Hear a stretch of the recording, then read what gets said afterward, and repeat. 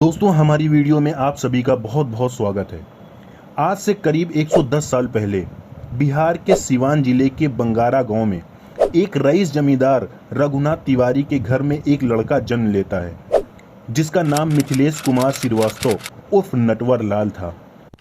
इस इंसान से अच्छा बहरूपिया और ठगी इंसान आज तक पैदा नहीं हुआ।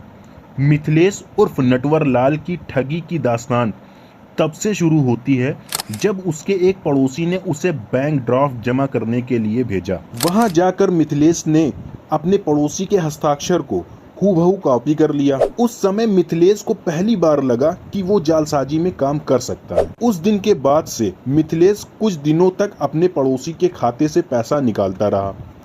जब मिथिलेश के पड़ोसी को इस बात की भनक लगी तब तक मिथिलेश खाते से 1000 रुपए तक निकाल चुका था। उस जमाने में 1000 रुपए की काफी कीमत होती थी। पता चलने के बाद मिथिलेश कलकत्ता चला गया और वहां जाकर कॉमर्स में स्नातक किया, साथ ही शेयर बाजार में दलाली करने लगा। वैसे तो मिथिलेश ने सैकड़ों लोगों को धोखा दिया था और उसके 50 से ज्यादा नाम थे। वो हमेशा ठगी के लिए शहर बदलता रहता था। लोगों को धोखा देने के लिए उपन्यासों से पढ़कर आइडिया लेता था। ठगी में नटवर लाल इतना शातिर था कि उसने 3 बार ताजमहल, 2 बार लाल किला और 1 बार राष्ट्रपति भवन और 1 बार संसद भवन तक को बेच दिया था। राष्ट्रपति राजेंद्र प्रसाद के फर्जी हस्ताक्षर करके नटवर लाल ने संसद को बेच दिया था। जिस समय संसद को बेचा था उस समय सारे संसद वहां मौजूद थे।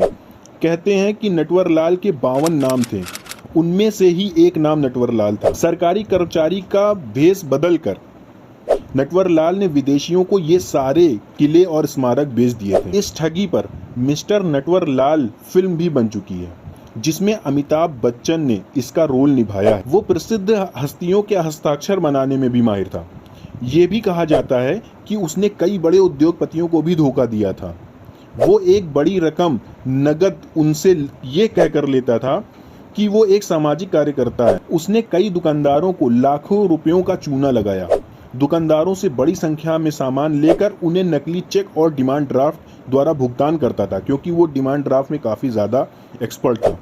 नटवर लाल को 9 बार गिरफ्तार किया गया था, लेकिन हर बार वो जेल से भागने में सफल रहा। उसे जालसाजी के 14 मामलों के लिए दोषी ठहराया गया था और 113 साल की सजा सुनाई गई थी, लेकिन उसने मुश्किल से 20 साल ही जेल में बिताए। आखिरी बार जब उसे 1996 में गिरफ्तार किया गया था तो उस समय उसकी उम्र 84 साल की थी, लेकिन वो पुलिस को तब भी चकमा देकर भाग गया। उस वक्त वो व्हील चेयर का उपयोग करता था और उसे कानपुर जेल से दिल्ली इलाज के लिए अस्पताल ले जाया जा रहा था। नई दिल्ली रेलवे स्टेशन पर मौका पाकर वो गायब हो गया। इसके बाद उसे 24 जून 1996 को पुलिस के द्वारा अंतिम बार देखा गया था। उस तारीख के बाद उसे फिर कभी नहीं देखा गया। नटवर लाल को अपने किए पर कोई शर्म नहीं थी। वो अपने आप को रॉबिन हुड मानता था। कहता था कि मैं अमीरों से लूट कर गरीबों को देता हूँ। उसका कहना था, मैंने कभी हथियार का इस्तेमाल नहीं किया। लोगों से बहाने बनाकर पैसा मांगे और लोग पैसा दे गए, इसमें मेरा क्या कसूर। आखिरी बार नटवर लाल बिहार के दरभंगा रेलवे स्टेशन पर देखा गया था। पुलिस में पुराने थानेदार ने, जो सिपाही के जमाने से नटवर लाल को जानता था, उसने पहचान लिया। नटवर लाल ने भी देख लिया कि उसे पहचान लिया गया है और सिपाही अपने साथियों को लेने थाने के भीतर गया और नटवर लाल गायब था। ये बात अलग है कि पास खड़ी मालगाड़ी के डिब्बे से नटवर लाल के उतारे हुए कपड़े मिले और गार्ड की यूनिफॉर्म गायब थी। नटवर लाल के वकीलों द्वारा 2009 में अदालत में ये कहते हुए अर्जी डाली गई कि नटवर लाल की मृत्यु 25 जुलाई 2009 को हो चुकी है। इसके खिलाफ लंबित केस खारिज कर दिए जाएं। नटवर लाल के छोटे भाई गंगा प्रसाद, जो कि गोपालगंज में रहते हैं, उनका भी कहना था कि नटवर लाल का अंतिम संस्कार रांची में कर दिया गया है, परंतु आज तक इसके कोई पुख्ता सबूत या सरकारी दस्तावेज उपलब्ध नहीं है। दोस्तों, तो ये थी ठगी के बादशाह नटवर लाल से जुड़ी एक छोटी सी कहानी।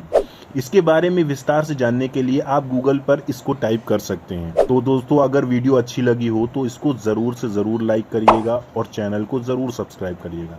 थैंक यू दोस्तों, मिलते हैं अपनी अगली वीडियो में।